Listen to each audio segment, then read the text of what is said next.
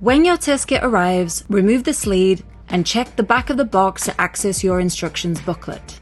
The first thing you will need to do is check that your unique redemption code inside your booklet matches the code on the anti-static bag. If it does not, it's important that you contact customer service right away.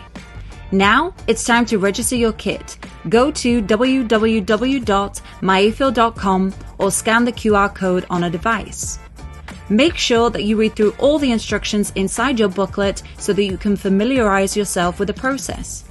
Hair should be clean and should not come into contact with any metal except for using scissors when taking your sample.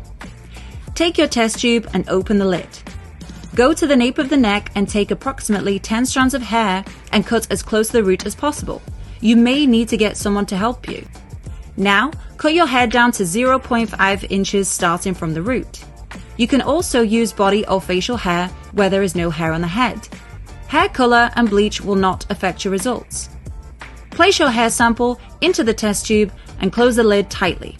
Place this into the anti-static bag and secure. Put your hair sample back into your kit box, peel the sticker and seal. Take your mailing envelope and place your box inside the mailing envelope.